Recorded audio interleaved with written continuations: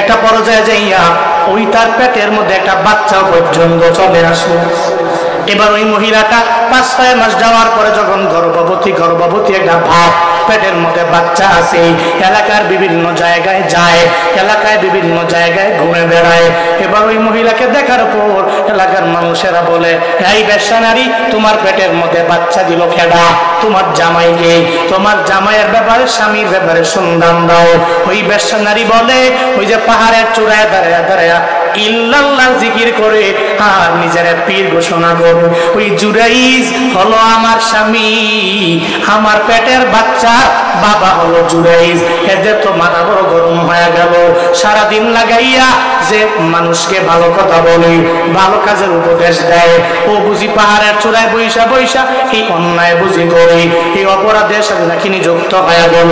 এলাকার মানুষের মাথা গরম হয়ে যায়। সব এলাকার লোকেরা দৌড়াইয়া পাহাড়ের চূড়ার মধ্যে যায়, জুরাইজরে মারে, কোনো কথা বলে না। একটা পর্যায়ে জুরাইজরে দইরা পাহাড় দিকে নিচে নামায়া দেয়। মারতে মারতে মারতে মারতে যখন নিচে নেমে আনলো, জুরাইজ জানায়া দেয়, কেন মারো রে? মারার ব্যাপারে কারণ কি আবার জানায় দেয়। এলাকার লোকেরা বলে, চুরি চুরি সিনা চুরি, একবার তুমি অন্যায় করলা, আবার বললো কেন মারো? তুমি উপর দিয়ে বুঝি ফিটফাট, ভিতরে ভিতরে সদরটা, তোমার উপর দিয়া ভালো, তোমার ভেতর দিয়া ভালো না। তুমি উপর দিয়া মনে করো তুমি একজন উলিয়ে খাবো, কিন্তু ভিতরে ভিতরে মহিলা মানুষ নিয়ে ওখানে অন্যায় করো, জেনার কাজের মধ্যে লিপ্ত হয়ে যাও। জুরাইজ কয়, না না, আমি ওই মহিলার সাথে কোনো জেনার কাজের মধ্যে লিপ্ত হই নাই। মহিলা গিয়েছে, কিন্তু মহিলার সাথে কোনো অন্যায় আমি করলাম না। কিন্তু এলাকার লোকেরা মানে না, জুরাইজেরা বারবার বারবার মারে। জুরাইজ কয়, আমারে কেন মারো? আমি তো করলাম না। কয়, মিথ্যা কথা বলবা না? কয়, মিথ্যা বলি না। কয়, মিথ্যা যদি না বলো তাইলে প্রমাণ দাও। এই যে পেটের বাচ্চাটা তোমার সন্তান নাই, ব্যাপারে প্রমাণ দিয়া দাও। জুরাইজ দাঁড়াইয়া আমার রবের দরবারে আবদার জানায়, ও দয়ার মালিক আমার আল্লাহ, আমি জানি তুমিও জানো এই মহিলার পেটের বাচ্চা আমি জুরাইজের না। ও আল্লাহ, তুমি জানো আমি জুরাইজের বাচ্চাটার পেটের মধ্যে নাই। তবে আল্লাহ গো, এটা প্রমাণ আমি কেমনে দেব আমার জানা নাই। এতটুকু আমার জানা আছে, ওই বাচ্চার জবানটা যদি তুমি কইলা দাও, আল্লাহ গো, তাইলে ওই বাচ্চাটার জবান দিয়া বলে দিবে আমি তার রিয়েল বাবা নাকি আর একজন তার রিয়েল বাবা। আল্লাহর দরবারে আবদার জানায়, ও আল্লাহ, আমার কোনো পুঁজি এই দুনিয়ার মধ্যে নাই। আমি তোমার দরবারে দুনিয়াবি লাইনে কোনো কিছু তোমার দরবারে চাই নাই। জুরাই যখন রবের দরবারে বারবার আবদার জানায়, আল্লাহ কবুল করে নেয়। আল্লাহ তো তার বান্দারে ওই জায়গার মধ্যে অপমানিত করবে না। ওই যে মায়ের বদদোয়া, ওই বদদোয়াটা একটু পরিচালিত করার জন্য আমার মাওলা একটু তার কুদরতটারে আমার মাওলা খাটাইলেন। আল্লাহ কবুল করে নিলেন। জুরাইজের দোয়া কবুল হয়ে গেল। জুরাইজ কয়, দাঁড়াও, আমারে মাইরো না। এই মহিলা, তুমি আমার সামনে দাঁড়াও। এবার যখন জুরাইজ মহিলার সামনে দাঁড়ায়, ওই মহিলার পেটের বাচ্চার দিকে শাহাদাতি আঙ্গুল দিয়া রবের দরবারে আবদার জানায়, ও দয়ার মালিক, আমি জুরাইজ জানি আমি বড় নিমক হারাম, আমি বড় গুনাহগার, কিন্তু আল্লাহ গো, এই পেটের বাচ্চাটার জবান তুমি চাইলেই তো তুমি খুলে দিতে পারো। তুমি রাজা দিরাজ, ওই সন্তানের মালিক তুমি আল্লাহ। ও আল্লাহ, এই বেশ্যা নারীর পেটের মধ্যে যেই বাচ্চা আছে তার জবানটা তুমি খুইলা দাও। শাহাদাতি আঙ্গুল দিয়া ইশারা করতে দেরি হয়ে যায়। বলে, এই মহিলার পেটের বাচ্চা, তুমি জানায় দাও তোমার বাবাকে। সঙ্গে সঙ্গে ওই মহিলার পেটের বাচ্চার জবান একজনে খুলে দেয়। চিন্না বলো তার নাম।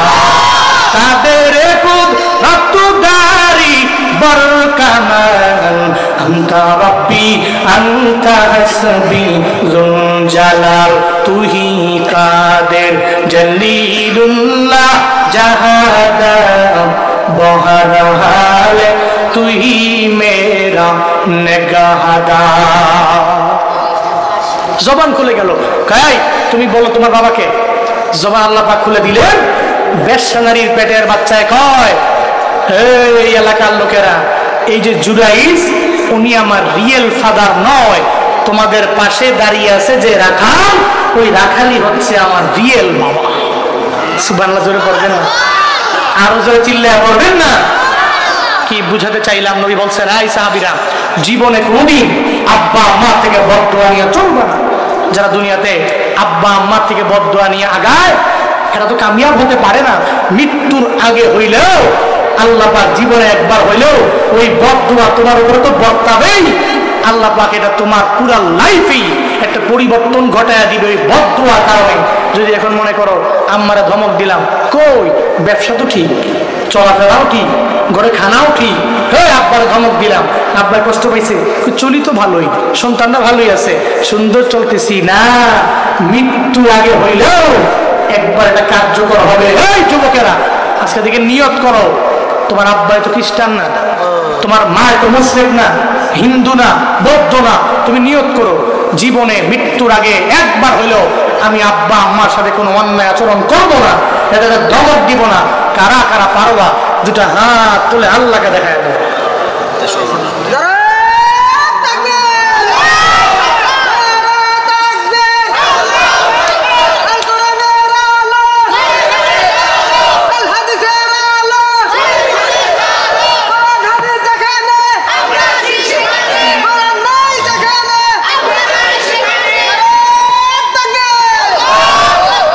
আল্লাহ আমাদের প্রত্যেককে আব্বা আম্মার দোয়া নিয়ে চলার তৌফিক দান করেন, শুকরিয়া পড়ি আমিন।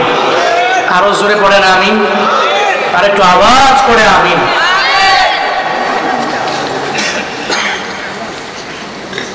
আবু উবাইদা ইবনুল জাররাহ চিন্তা করে আল্লাহ পাক বলছেন, কাফের, খ্রিস্টান, মুশরিক যদি তোমার আব্বা হয়, ওয়ালা তুতিহুমা, এদেরকে আনুগত্য করো না, তবে এদের সাথে কওলে মারুফ যেগুলো আছে, ভালো কথা আছে, এগুলো বলো। চিন্তা করে যারা আমার বাবা বদরের প্রান্তরে আসলো, আমি তার সাথে কেন যুদ্ধ করি? নিয়ত করছে আজকে আব্বার সামনে যুদ্ধের ময়দানে কোনোভাবেই পড়বো না। সুবহানাল্লাহ পড়বেন না? কমিয়া নিয়ত তো আমরা করতে পারি, এই নিয়ত পূরণ করতে পারে কে? আরো জোরে বলে না কে? নিয়ত করি তো আমরা, নিয়ত করলাম যে ঢাকায় যাবো, নিয়ত করলাম, কিন্তু পূর্ণ করবে কে? নিয়ত করলাম সিরাজগঞ্জ শহরে যাবো, নিয়ত করলাম বাইক দিয়ে রওনা হবো, কিন্তু ওই গন্তব্য স্থান পর্যন্ত এই নিয়ত পূরণ করবে কে? আমরা পারি না। আবু উবাইদা ইবনুল জাররাহ নিয়ত করে নেয়, জাররার সামনে আমি পড়বো না। আল্লাহ কয়, আবু উবাইদা না না, তোমার বাবার সামনে তো আমি আল্লাহ তোমারে ফালাইয়া দিব। বদরের প্রান্তরে নামলেন, সামনে জাররাহ যখন বাবা দাঁড়ায় গেল, বাবার সামনে দাঁড়ায় আবু উবাইদা যখন সামনে পড়ে গেল বদরের প্রান্তরে যুদ্ধের ময়দানে, ওই জায়গায় যা মনে মনে চিন্তা করে, আমার বাবার হাতে, বাবার শরীরের মধ্যে আগে আমি তরবারি চালাবো না। কিন্তু জাররাহ তো মুশরিক, উনি শিরকের গুনাহের মধ্যে বারবার লিপ্ত হয়ে যায়। মনে রাখবারে বাবা, মুসলমানদের দিলের মধ্যে যেই পরিমাণে মায়া আছে, কোন হিন্দুর দিলে এত মায়া নাই। যদি মায়া থাকতো তাহলে এদের মন্দির তো আমরাই পাহারা দিলাম, এদের গির্জাগুলো আমরাই তো পাহারা দিলাম, এদের মন্দিরগুলো পাহারা দিতে গিয়া রাত্রি রাত আমরা ঘুমাইলাম না। স্বৈরাচার বিদায় নেওয়ার পর মাদ্রাসার হুজুররা গিয়া গিয়া জামাত ইসলামের কর্মীরা, শিবিরের কর্মীরা, ইসলামী আন্দোলনের কর্মীরা, এদেশের ওলামায়ে কেরামেরা মন্দির পাহারা দেওয়ার জন্য এদের মন্দিরের পাশে গিয়া দাঁড়ায় গেল। কিন্তু কপাল বুঝিয়ে তো খারাপ, এদের একটা দল আছে ইসকন, আর ইসকনেরা আমগরে মনে করে আমরা এদের দুশমন, আমরা এদের মন্দির পাহারা দেই। আর চট্টগ্রামে আমাদের মসজিদেরা ভেঙ্গে চুরমার করে দেওয়ার জন্য এরা মসজিদের মধ্যে ঢুকলো। মনে রাখবারে বাবা, যতই এদের প্রতি বারবার বারবার দরদ দেখাও, মনে রাখবা এরা মুসলমানদের ভালো চায় না, এরা চায় এদেশের মধ্যে ইসলামটাকে মুছে হিন্দু ধর্ম ধরে দাও। মনে রাখবা, তোমরা যতদিন আসো তোমাদের আমরা সাপোর্ট দিয়ে দিব, কিন্তু যদি গাজওয়ায় হিন্দ আমাদের দরবারে আসে, কাফনের কাপড় মাথার মধ্যে নিয়ে আমরাও মাঠে নাই না কাফেরদের বিরুদ্ধে যুদ্ধ করতে তৈয়ার আছি, ঠিক কিনা? তুলে আল্লাহকে দেখায় দাও, তাকবীর।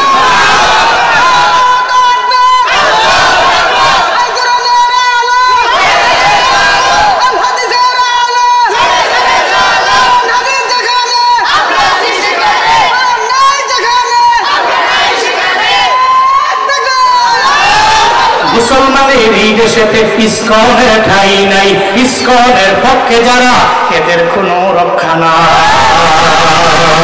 মুসলমানের এই দেশেতে ইসকনের ঠাঁই নাই, ইসকনের পক্ষে যারা এদের কোনো রক্ষা নাই। এই দেশেতে থাকতে হলে কোরআন মানতে হবে, কোরআন না মানবে যারা বিতাড়িত হবে। কদমে সামনে চলো, বজ্র কণ্ঠে আওয়াজ তুলো, সবাই মিলে একই তালে দাও না স্লোগান, লিল্লাহে তাকবীর, নারায়ে তাকবীর, দিন ইসলাম, দিন ইসলাম, জিন্দাবাদ, জিন্দাবাদ। ইসলামেরই জন্ম দেশের হয়েছে জন্ম, ইসলামের বিরুদ্ধে গেলে দেশ হবে ভিন্ন। ঠিকের আওয়াজ নাই, তোমরা ইসলামেরই জন্ম দেশের হয়েছে জন্ম, ইসলামের বিরুদ্ধে গেলে দেশ হবে ভিন্ন। ইসলামের বিরুদ্ধে যারা নিয়েছে অবস্থান, এই বাংলায় ঠাই হবে না, যাও হিন্দুস্তান। কদমের সামনে চলো, বজ্র কণ্ঠে আওয়াজ তুলো, সবাই মিলে একই তালে দাও না স্লোগান, লিল্লাহে তাকবীর, নারায়ে তাকবীর, দিন ইসলাম, দিন ইসলাম, জিন্দাবাদ, জিন্দাবাদ। আল কোরআনের আলো সংসদে জানো, আল হাদিসের আলো সংসদে জানো, লিল্লাহে তাকবীর। হিন্দুরা দেখবেন এদের অন্তরে মায়া নাই, এদের প্রতি আমরা মায়া করি, এরা মায়া করে না। আরে কাদের মন্দির পাহারা দিলাম রে, তুমি করে একটা হিন্দু এসে বলু এদেশে হিন্দুরা সংখ্যালঘু, ঠিক কিনা? মুসলমানরা এত পরিমাণে বেশি, যেখানে 95% মুসলমান শুধু। এরপরে কোনো হিন্দু সামনে দাঁড়ায় বলুক আমি হিন্দু হওয়ার কারণে বাজারে যাওয়ার পরে এরা মারছে, এরা আঘাত করছে, এরা জুলুম করছে, এরা নির্যাতন করছে, জীবনেও কোনোদিন কোনো হিন্দু এটা বলতে পারবে না বাংলাদেশে। কিন্তু ভারতে কয়েকদিন পরে পরে এরা মসজিদ ভেঙে ওই জায়গায় মন্দির নির্মাণ করে, আবার এরাই আমাদেরকে মানবতার গান শোনায়। এদের মতো অমানবিক এবং সাম্প্রদায়িক বিশ্বে কোনো রাষ্ট্র নাই, চিল্লা করে কিনা। এরা আবার কাম করে শোনায় এরা মানবিক না, অথচ আমাদের মতো মানবিক কোথায়? একটা হিন্দু এসব বলুক মিডিয়ার সামনে তার উপরে জুলুম করা হয়েছে, তার উপর নির্যাতন করা হয়েছে।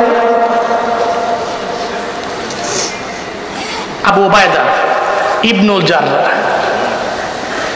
আবু উবায়দা কয় মনে তো মায়া, কারণ ইসলাম আছে তো, সুবহানাল্লাহ পড়বেন না?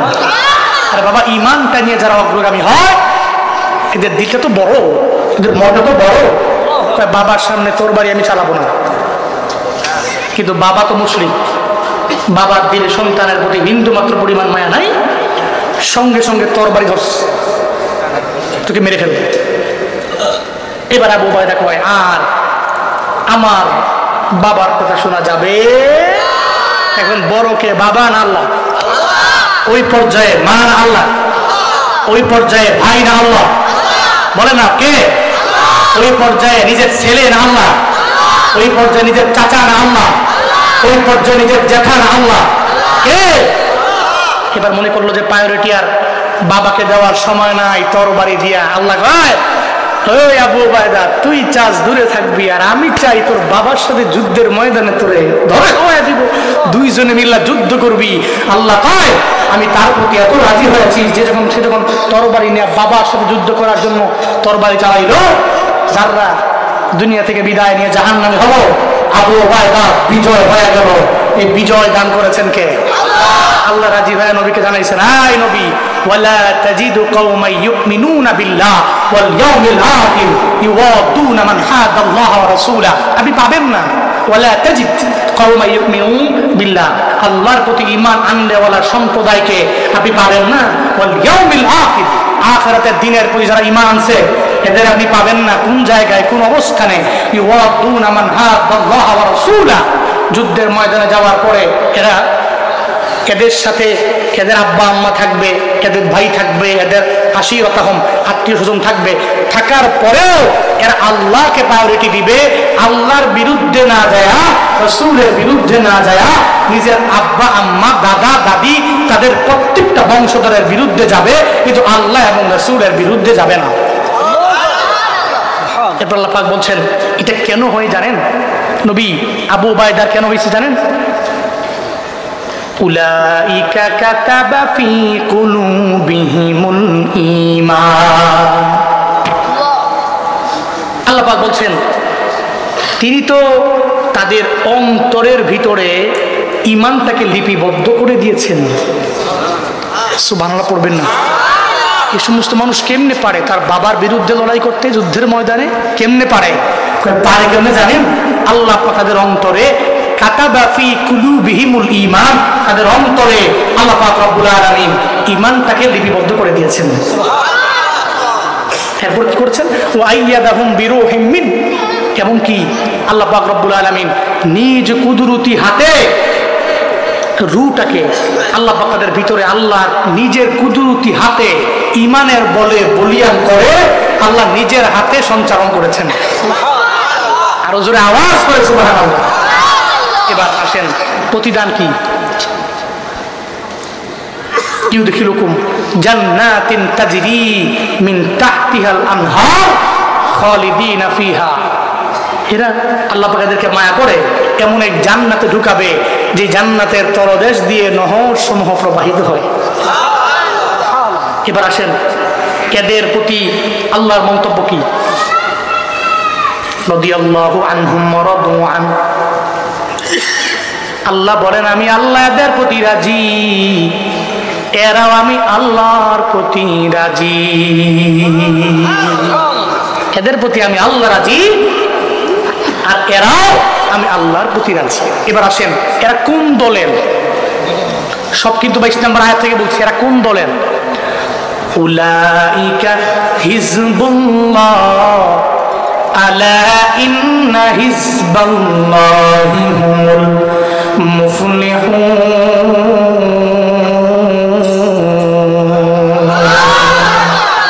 আল্লাহ পাক বলেন এরা হচ্ছে আল্লাহর দল। এরা আওয়ামী লীগ না, এরা বিএনপি না, এরা জাসদ বাসদ না, এরা কোন দল রে বাবা? এরা হলো আল্লাহ জানায় দিলেন আমার আল্লাহর দল। আল্লাহ কয় জেনে নাও ইন্না হিজবাল্লাহ, নিশ্চয়ই রবের দলের যারা এরা মুফলিহুন সফল কাম হয়ে যাবে। ঘোষণা আমার না, চিল্লায়া বলো ঘোষণা কার?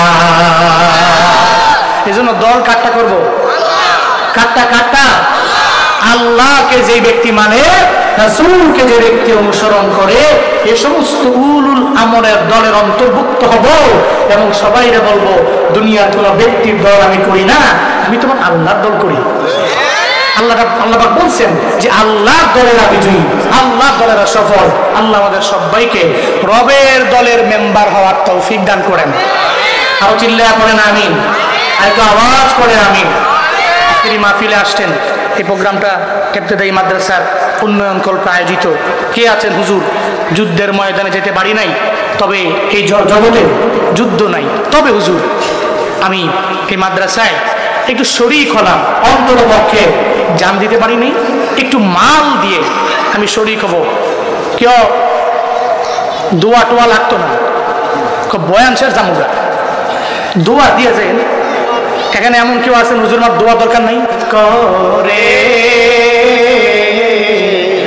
আর কত কাল আমি কাঁদব,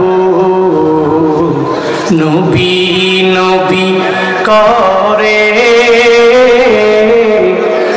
আর কত কাল আমি কাঁদব, আপন নয়নে কবে জানি, আপন নয়নে কবে জানি প্রিয় নবীকে আমি দেখব, নবী নবী করে আর কত কাল আমি কাঁদব, নবী নবী করে আর কত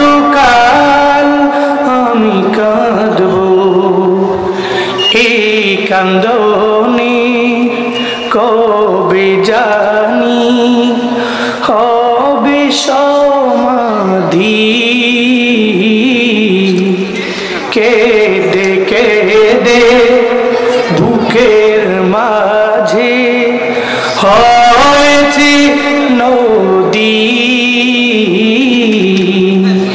এই কান্দনে কবে জানি হবে সমাধি